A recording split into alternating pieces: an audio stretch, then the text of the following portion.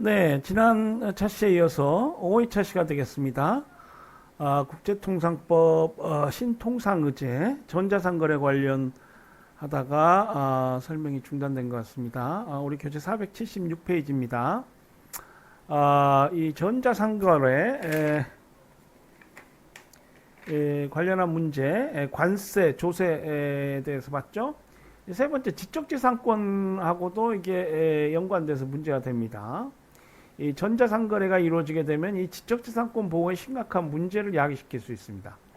예를 들어서 출판물이나 프로그램이 디지털화되어 이전될 수 있고 아무런 추가 비용 없이 얼마든지 복사될 수 있겠죠. 이런 것들이 문제입니다. 전자상거래에서의 지적재산권 관련 문제로는 인터넷에서 저작물의 무단복제, 불법 이용 방지를 위한 대책, 인터넷상의 도메인명과 관련한 상표권, 서비스권 침해, 부정 경쟁 행위 등이 주요 문제로 됩니다. 그래서 이 인터넷상의 저작권 문제는 심각합니다. 예컨대 그 이용이 공중에 개방되어 있는 음악 사이트랄지 이런 거 저도 이용하고 있습니다만은 실제로 저도 유튜브를 좀 올려봤습니다만은 유튜브의 경우에 그 음악 저작권, 음반 저작자의 권리 관련해서 그게 광고 수입이랄지 이런 게 안 되게 돼 있습니다. 이런 것들은 이제 하나의 그 발전이라고 할 수 있는데요. 어쨌거나 이 전자상거래 문제는 이 지적재산권 침해 문제하고 맞물려 있다 이렇게 볼 수 있습니다. 자, 내용물 규제 문제가 있습니다. 그러니까 지금 음란, 유해 정보 이런 것들이 온라인을 통해서 쉽게 확산될 수 있죠. 그러니까 인터넷을 통한 어떤 이러한 정보들이 확산되고, 그러니까 음란, 유해 정보, 우리 그 사회적으로 뭡니까? 공소양속에 반한달지, 이러한 내용물들의 확산을 방지하기 위한 문제가 중요한데요. 전 세계적으로 개방된 통신망을 통하여 이동하는 전송물의 내용을 사실 규제하기는 어렵습니다. 당위론적으로는 이제 그래야 되는데 쉽지 않은 문제죠. 또한 국가마다 가치관이나 사회적 문화적인 환경이 다르기 때문에 국제적인 규제 수준을 설정하는 데에도 어려움이 따릅니다. 예, 그래서 예컨대 미국 같은 경우에는 이제 rated R, X 이렇게 포르노그래피랄지 이런 것들 관련해서 다 등급이 있고요. 우리나라도 비슷하게 문명국들은 이제 음란 내용물 이런 것들을 등급제를 통해서 규제하는데요. 나라마다 이제 또 가치관이나 사회적 문화적인 환경이 다를 수 있다는 것이죠. 그리고 이제 전자상거래 관련해서 사생활 보호랄지 보안 문제가 있습니다. 그러니까 개인정보 유출, 해킹 및 통신도청 등 여러 가지 문제를 방지할 수 있는 암호화 규범 그리고 보안 시스템 구축 그걸 위한 국제적인 논의가 필요하다고 할 수 있겠습니다. 저도 고등학교 동기랄지 대학 동기들하고 단톡방도 하고 그럽니다만은 우리 고등학교 동기들의 비밀 정보가 해킹되었다 이렇게 해서 앞으로 며칠간 주의하고 인터넷 할 때 조심해라 이런 메시지가 가끔 와요. 이 해킹, 통신 도출, 통신 도청, 개인정보 유출 이런 것들 문제입니다. 그래서 전자상거래의 급속한 증가에 대비한 통신 수단 확충과 시스템의 안정성 확보가 이제 중요한 문제가 되겠습니다. 또 전자상거래 관련해서 소비자 보호 문제가 있을 수 있습니다.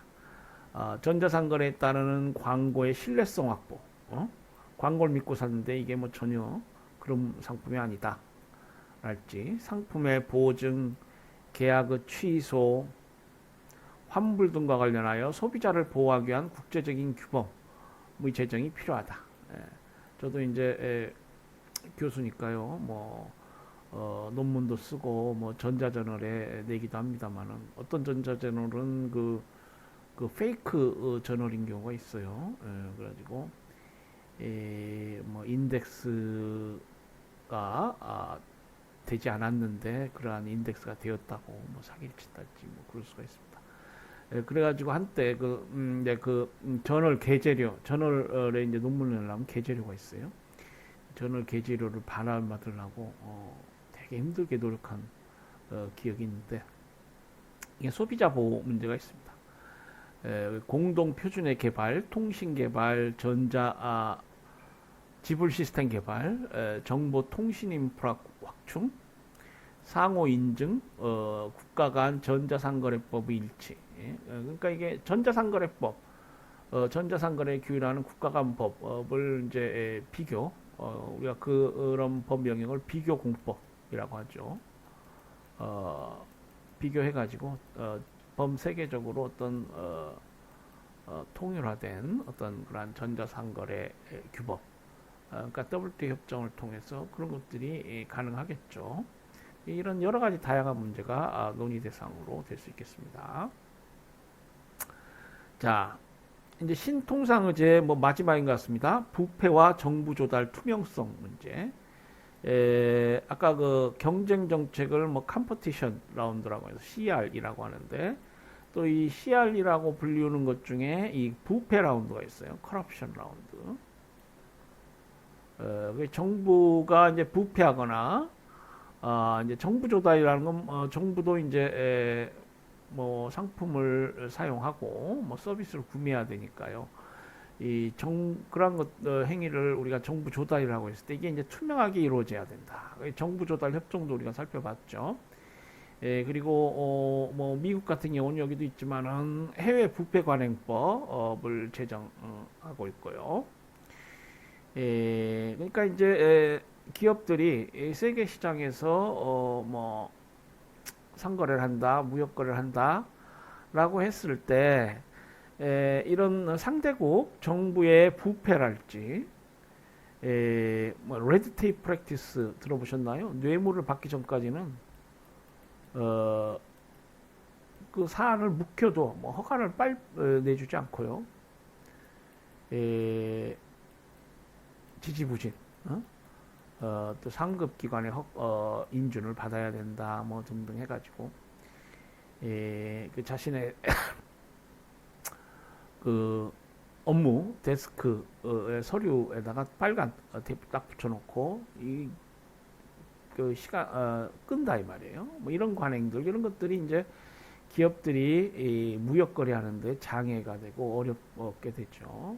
그리고 뇌물을 받아서 공정 경쟁하는 데도 어렵게 되고, 그러니까 이 기업들이 그런 거 걱정하게 됩니다. 그러니까 세계 시장이 어때야 되느냐, 그 규범을 만드는 데 있어서 이런 부패와 정부 조달 투명성 문제도 좀 생각해봐야 된다. 이게 신통상 문제입니다.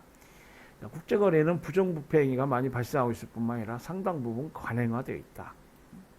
건설, 우주항공, 통신, 방위산업과 같은 대형의 국제계약이나 입찰 등에 있어서 개발도상국은 물론이고 선진국에서도 커미션이나 리베이트를 제공하는 관행이 널리 퍼져 있다.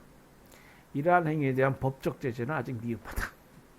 대부분의 국가들에서 뇌물을 받은 내국 공무원 행위에 대해서는 수뢰죄로서 처벌할 수 있는 반면에 뇌물을 제공한 외국 기업에 대해서는 법적인 제재가 없다. 우리 뭐 형법이 있고요, 뭐 특가법이랄지 공무원 그 독직죄, 뭐 뇌물죄 뭐 이런 걸 처벌하잖아요. 그러니까 이 내국 공무원 행위에 대해서는 이제 처벌하는데 외국 기업에 대해서는 어떤 법적인 제재를 하기가 어렵습니다. 또한 기업의 본국에서도 해외에서 뇌물 공여 행위에 대하여 처벌하지 않을 뿐만 아니라 상당수의 국가들에서는 제공된 뇌물을 송금으로 산입하여 조세 공제함으로써 뇌물 공여죄를 돕는 결과가 되고 있다. 그러니까 그 무역, 그러니까 통상 국가들의 부패, 정부 조달의 어떤 불투명성 이런 것들이 문제되지만 그 정부만 우리가 탓할 수는 없죠. 그 내면을 들여다보면은 이 기업들이 또 잘못한 점이 기업들이 잘못하지 않으면 뭐 손바닥이 마주쳐야 소리가 나듯이 이런 뇌물 공유 행위가 이제 있게 됩니다. 그래서 이런 기업 처벌도 이제 문제가 되고요. 그래서 이제 미국은 1977년 해외 부패 관행법 Foreign Corrupt Practices Act 이미 1977년에 이런 법을 제정해서 해외 기업 활동에서의 부패 관행을 범죄로 규정하여 처벌하도록 하고 있으나 많은 나라들은 이러한 법적인 제재가 없다. 그 결과 미국 기업들은 국제거래에서 뇌물 공유를 활용하는 다른 나라의 기업들에 비하여 불리한 입장에 놓이게 되었다. 이에 미국은 다른 국가들에서 대해서 해외 부패 관행에 대한 규제를 위한 입법 조치를 촉구하는 반면 너희도 법 만들어라 이 말이에요. 공정 경쟁, 시장에서 공정 경쟁을 해야 된다. 그리고 가트, UN, OECD 등 다자 차원에서 무역 관행 규제를 위한 노력을 경주하여 왔다. 미국이 상당히 이 분야에서 이제 국제사회의 어떤 여론을 이제 규합하기 위해서 많이 노력하고 있습니다. 자, 국제기구에서의 논의 상황을 보면은요, 1994년 5월 OECD에서는 국제상거래에서의 뇌물 공유에 관한 OECD 이사회 권고 채택되어 회원국으로 하여금 국제상거래와 관련하여 외국 공무원에 대한 뇌물 공유를 금지시키기 위한 효과적인 조치를 취할 것을 권고하였고 이 권고는 1997년 5월 다시 개정 권고의 채택으로 발전되었다. 예, 그러니까 OECD는 이제 말씀드린 대로 이런 권고 형태로 어떤 국제사회에서 여러 중요 주제에 관해서 이제 리더십 역할을 하고 있는데요. 그래서 이게 아까 그 미국의 주장과 이제 유사한데요. 그 외국 공무원에 대한 뇌물 공여를 금지시키기 위한 효과적인 조치를 취하라 하는 것이죠. WTO 차원에서 논의는 가트 시절부터 미국의 논의 제의가 있었으나 다른 국가들로부터의 호응이 없었다. 그러다가 1996년 WTO 제1차 강요회에서 거론되었으나 아세안을 비롯한 개발도상국들의 반대로 논의 의제로 채택되지 못했다. 개발도상국들이 반대하는 이유는 무역과 부패 연계 논의가 통상압력이나 내정 간섭으로 발전할 수 있다는 우려 때문이었다. 예, 그래서 국제사회에서 이 개발도상국, 뭐 77그룹 같은 이제 대표적인 그룹들이 있죠.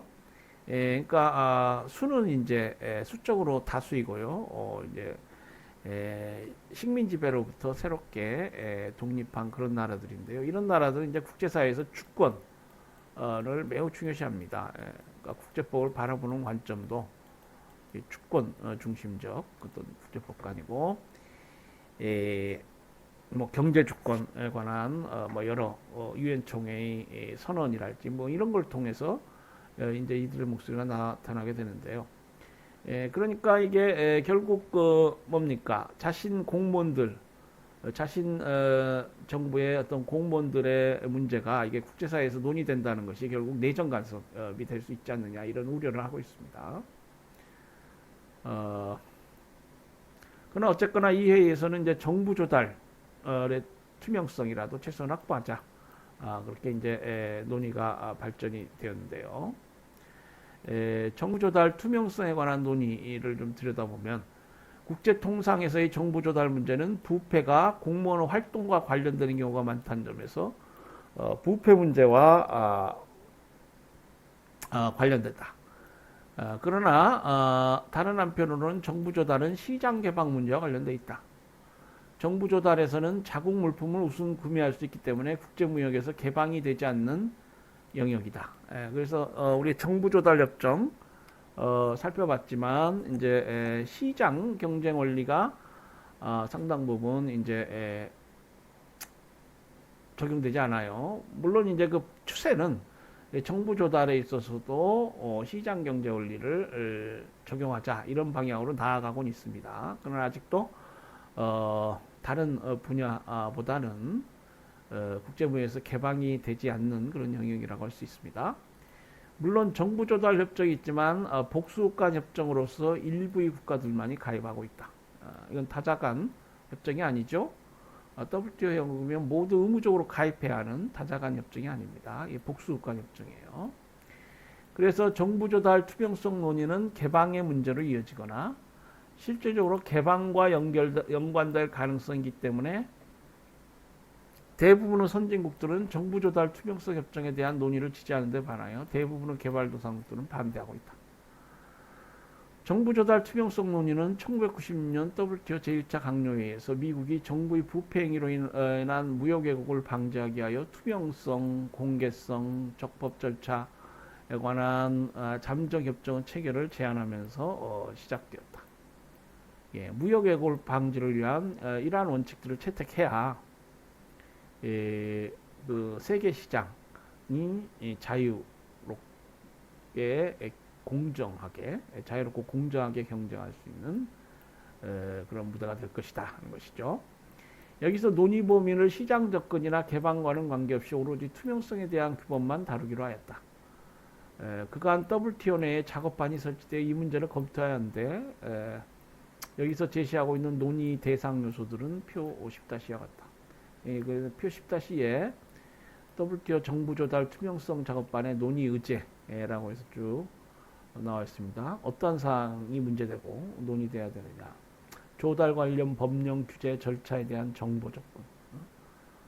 회원국들의 뭐 이러한 법령들 뭐 이런 것들에 쉽게 정보에 접근할 수 있어야 됩니다. 예, 이제 이런 정보들은 이제 국가가 관리하고 일반에 공개되지 않을 수 있죠. 자, 조달 입찰 및 조달 기회에 대한 공고, 공급자 가격에 대한 정보 제공, 낙찰 기준과 낙찰자에 대한 정보 공개. 그러니까 낙찰 기준이 뭐냐, 누구에게 낙찰되었느냐 이런 정보 공개돼야 됩니다. 이팔 자원을 위한 시간적 보장, 뭐 정부 간 분쟁 해결 방법까지 쭉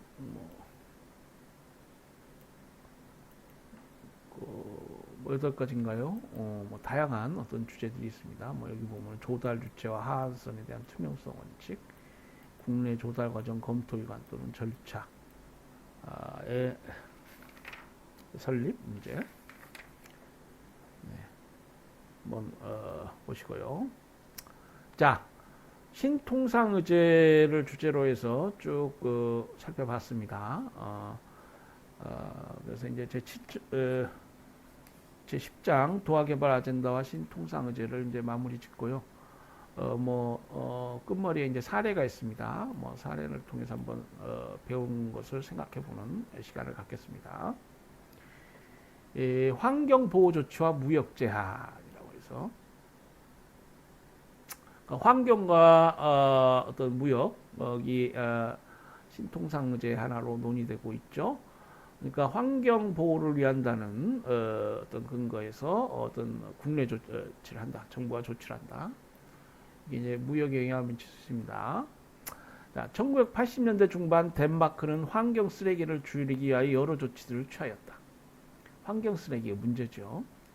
이러한 조치 중 하나로서 맥주와 소프트 드링크 의류는 유리용기를 사용토록 하고 유리용기를 수집하여 재사용하도록 하였다. 우리나라도 지금 저도 뭐 아파트에 삽니다만은 쓰레기 분리수거 제가 있어가지고 쓰레기를 잘 분리해가지고 이렇게 환경보호, 뭐 재사용 뭐 이런 것들을 하는 죠. 그리고 회수의 편의를 위해 용기는 덴마크 환경당국이 허가하는 모양과 규격을 갖추도록 하였다. 우리 지방 정부에서 환경 봉투인가요? 뭐 그걸 사용하기도 하고 그러잖아요. 이러한 조치는 덴마크에 상품을 수출하는 외국업자들에게는 상당한 부담을 주는 결과로 되었다. 그러니까 이제 덴마크의 국내에 이러한 규제법이 있으니까 이제 무역 거래할 때 이런 규제법이 있다. 여기에 맞춰서 물품을 만들어서 인도해라. 이렇게 되면 이제 외국 기업은 굉장히 부담이죠. 유리용기는 운송 도중 파손 위험이 높고 무겁기 때문에 장거리 운송을 해야 하는 외국 상품은 비용 부담이 많아지게 된다. 유리용기를 이제 사용해야 되는데 이 비용 부담이 이제 커지게 됩니다. 그리고 유리 용기를 다시 회수해야 하는데도 외국 업자에게는 더 큰 부담이 될 뿐만 아니라 덴마크에 수출한 물량에 대해서는 별도로 용기를 만들어 사용하는 것도 불편한 일이었다. 네, 덴마크의 어떤 환경 보호 조치가 무역 거래에 상당한 제한을 가하게 되네요. 이리하여 이시 다른 회원국들은 덴마크의 이 조치는 맥주나 소프트 드링크류의 자유로운 수입을 제한하는 것으로서 이는 수입 제한을 금지한 로마 조약 제30조에 위배된다고 유럽사법재판소에 제소하였다. 로마 조약은 언제가 나왔죠? 지금 EU가 있고요. 이 로마 조약으로 태동한 것이 이제 이이신데, 그러니까 유럽 공동체를 태동시킨 조약이고요. 이 EU가 근간하고 있는 이제 기본 조약, 가장 중요한 핵심 기본 조약이 됩니다. 이에 대하여 덴마크는 이 조치는 환경과 자연을 보호하기 위한 조치로서 인간이나 동식물의 생명을 보호하기 위해서는 무역 제한 조치를 예외적으로 허용하고 있는 로마 조약 제36조에 해당하는 합법적 조치라고 주장하였다. 아까 그 미국 EU 나와 있지만 요 법들이 그러니까 WTO법 유사하죠. 그러니까 이 미국이나 EU 같은 국가들은 이제 경제적으로도 비중이 크고 WTO 통상 규범을 만드는 데 있어서도 뭐 상당히 모범이 됩니다. 그러니까 이 로마 조약 그 법리가 그대로 뭐 지금 WTO에 있죠. 유럽 사법재판소는 덴마크에 패소 판결하였다. 유럽 사법재판소는 덴마크 조치는 표면적으로는 국내 업자와 외국 업자를 차별하고 있지 않지만 실질적으로는 차별하는 조치라는 점을 지적하였다. 환경을 위해서 예외적인 무역 제한이 허용되지만 이 사안의 경우에는 국내 업자를 보호하려는 위장된 무역 제한의 동기가 보이고 있기 때문에 허용될 수 없다고 하였다. 그래서 이제 WTO 패널이랄지 뭐 이런 유럽 사법재판소 이게 이제 위장된 무역 제한 이런 말 나오면은 이제 패소하게 됩니다. disguised protectionism. 위장된 보호주의적 정책이다. 실제로는 환경 보호보다는 자국 기업을 보호하기 위한 그런 조치다. 그래서 이제 보면은 이제 미국의 예컨대 미국 법원의 뭐 헌법심사, 뭐 스트릭트 스크루티니, 뭐 인터미디에이트 스크루티니 이런 거 보면은 이제 전형적으로 어떤 문구가 나오면은 이제 거의 뭐 스트릭트 스크루티니 엄격히 심사에 이 사안은 엄격 심사를 해야 될 사안이다. 뭐 이런 말 나오면은 거의 그 정부 조치가 위헌이 됩니다. 위헌 선언이 되는 경우가 대부분. disguised protectionism 이런 말 나오면은 뭐 그 조치, 그 국내 조치는 로마 협약, WTO 협정 뭐 이런데 위배되게 됩니다. 그 이후로 이렇게 봤는데요. 그 이후로 포도주나 뭡니까? 포도주나 세제 등에 대해서는 용기 재활용 제도를 도입하지 않고 국내 간 경쟁이 치열한 맥주와 소프트 드링크에 대해서만 이 제도를 시행한 것을 들었다. 이것도 하나의 이제 증가가 된다는 것이죠. 이 포도주나 세제라는 건 뭡니까? 뭐 우리 뭘 청결하게 하는 데 쓰는 것들이죠. 이런 것들도 환경보호 관점에서 그래야 되는데 왜 안 그러냐. 지금 이 부분은 국제적으로 세계시장에서 경쟁이 치열하니까 그런 거 아니냐. 뭐 이런 이유를 들었습니다. 네. 자, 신통상의제 관련한 문제들을 여기까지 살펴보도록 하겠습니다. 뭐 연습 문제도 있고요. 뭐 앞에 이게 주요 용어도 이렇게 돼 있습니다.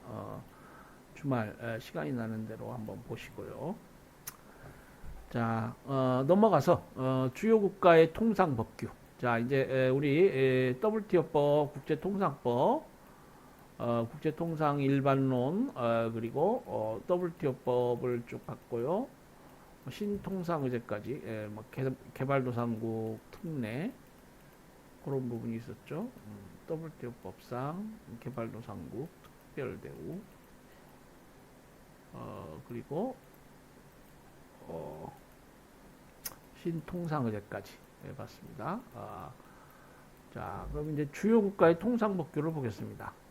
제 11장인데요. 뭐 이것은 엄격한 어떤 법 개념론적으로는 국제통상법이라고 할 수는 없습니다.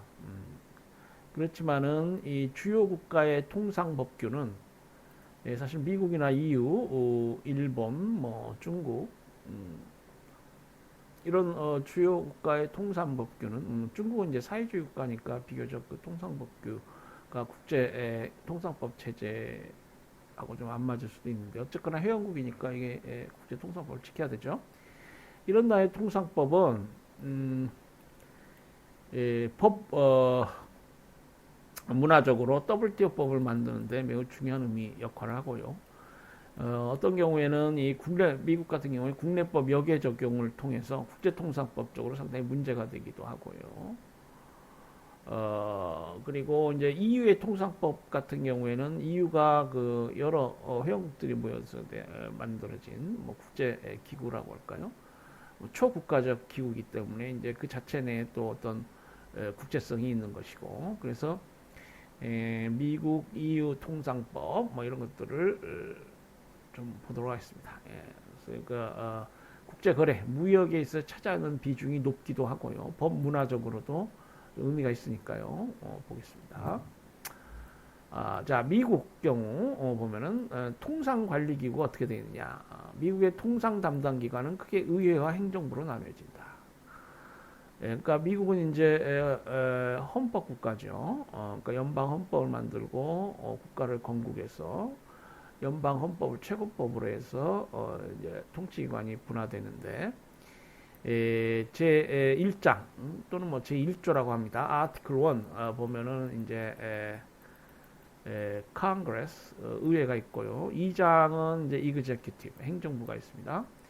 행정부 내 그리고 3장이 이제 법원이에요. 연방 법원 관련한 3장이 있습니다. 행정부 내에서는 대통령 의사결정이 정점에 있고 통상대표부 USTR이라고 하는 통상대표부가 있고요. 국제무역위원회 ITC International Trade Commission 국제무역위원회가 무역 전담기구로 있고 상무성, 재무성, 노동성,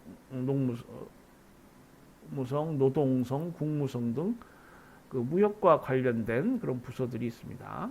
자, 먼저 의회를 보면은 미국 헌법은 외국과의 통상협정을 체결하는 권한과 외국과의 교역을 규제하고 관세를 부과할 수 있는 권한을 의회에 부여하고 있다. 시간의 흐름에 따라 통상에 관한 권한이 점점 행정부로 이양되면서 의회의 권한이 많이 축소되어 왔지만, 그러니까 통상 문제는 상당히 전략적이고 즉각적으로 대응할 필요성이 많은 그런 분야입니다. 그래서 이제 의회가 법률을 제정한다는 것이 이제 시간이 많이 걸리기 때문에 뭐 패스트 트랙 프로시저라고 해서 우리나라도 뭐 그런 제도가 이제 도입돼 왔지만 긴급한 통상 현안에 관해서 이제 행정부가 권한을 행사하게 하는 뭐 그런 그리고 입법도 쉽게 입법할 수 있는 그런 절차를 가지고 있죠. 그러니까 위임을 많이 하고요. 뭐 패스트 트랙 프로시저를 통해서 전략적인 입법을 하고 뭐 그렇습니다. 해외 통상에 있어서 의회의 권한은 본질적으로 매우 크다. 의회는 통상상의 주요 사안이나 관세 부과 등에 대하여 입법을 제안하고 심의하며 의견한다. 의회는 국민의 대표고요. 입법권을 행사하는 기관이죠. 그러니까 법률을 만든다. 는 점에서 매우 중요한 의미가 있습니다. 대통령이 체결한 외국과의 통상협정은 의회의 승인이 있어야 하고 이러한 통상협정은 이 통상협정이 이제 조약 형태라면은 상원의 승인을 받아야 됩니다. 물론 행정협정 형식의 통상협정도 많이 있습니다. 그런 경우에는 의회 승인이 없어도 되겠죠.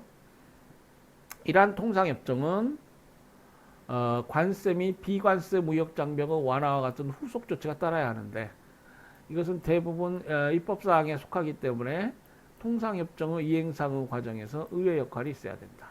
통상협정을 맺으면은 그 후속 조치 따라야 되겠죠. 그래서 뭐 관세, 비관세 무역 장벽 완화를 하게 됩니다.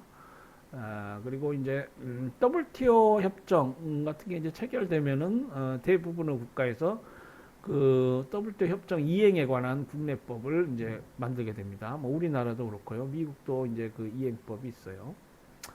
통상협정의 수도 행정부는 의회로부터의 수권된 범위 내에서 협상을 하는 것이며 의회는 협상의 목표 그리고 절차와 행정부의 후속 조치 등을 법률로 마련해 두고 행정부의 통상교섭을 실질적으로 지휘 감독하게 된다. 의회는 이제 국민의 정치적 대표기관이고요. 입법권 행사하고 행정부를 감시하는, 감시 비판하는, 감시 통제하는, 죄송합니다. 감시 통제하는 그런 역할을 하죠. 그래서 이제 매년 국정감사 그리고 특별사안에 관해서 국정조사를 하고 그러지 않습니까? 이 통상 문제도 역시 이제 다른 정책 영역과 마찬가지로 뭐 그러한 구조하에 놓이게 됩니다. 네, 자 여기까지 5회차 시 강의를 마치고요. 이제 13차 마지막 차시 6회차 시에서 뵙도록 하겠습니다. 네, 강의 들으시라고 수고하셨습니다. 잠시 후에 돌아오겠습니다.